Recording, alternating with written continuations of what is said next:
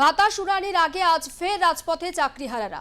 যোগ্য এবং অযোগ্য এই দুই বাছাইয়ের জন্য যেমন একদিকে কাজ চলছে, আর অন্যদিকে অযোগ্য তালিকা প্রকাশের বা যোগ্য এবং অযোগ্যের তালিকা প্রকাশের দাবিতে বিকাশ ভবন অভিযানে চাকরিহারা শিক্ষক কর্মীরা। করুণাময়ী থেকে বিকাশ ভবন পর্যন্ত অভিযান করেন তারা। নতুন করে পরীক্ষায় বসতেও নারাজ গ্রুপ সি, গ্রুপ ডি চাকরিহারারা। রাজ্য সরকারকেই যোগ্যদের চাকরি ফেরানোর ব্যবস্থা করতে হবে দাবি তাদের।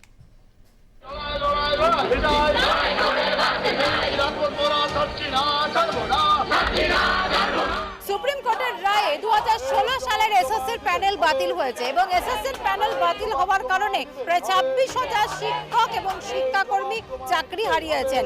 যারা যোগ্য শিক্ষক শিক্ষিকা তারা 31শে ডিসেম্বর 2025 পর্যন্ত তাদের চাকরি বহাল রয়েছে, কিন্তু আবারও নিয়োগ করতে হবে নতুনভাবে এসএসসিকে এবং পরীক্ষার মাধ্যমে সে নিয়োগ করার ইতিমধ্যে বিজ্ঞপ্তি জারি হয়ে গেছে।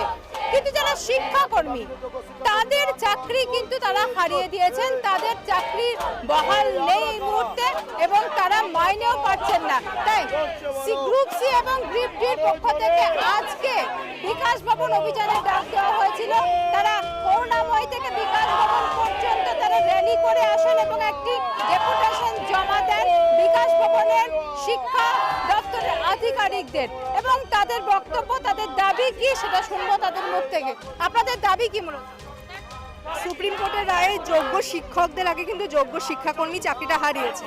2 মাস ধরে আমাদের বেতন বন্ধ। এবার সরকার আমাদেরকে নিয়ে কি ভাবছে? আদৌ আমাদের কি হবে? একটা ইন্টিম রিলিফ বললো, সেখানে যোগ্য অযোগ্য মিশিয়ে দেওয়া হলো। সেই ভাতার আজ অবধি কোনো খোঁজ নেই। এমন ভাবে ভাতাটা দেওয়া হলো যাতে সুপ্রিম কোর্টে, যাতে হাইকোর্টে কেসও হয়ে গেল। এবার আমরা অনিশ্চিত, আমরা জানিও না আমাদের সঙ্গে কি হবে। তাই আমাদের দাবি যে সরকার আমাদের নিয়ে আপাতত এখন কি ভাবছে আমরা সেটাই জানতে এসেছি।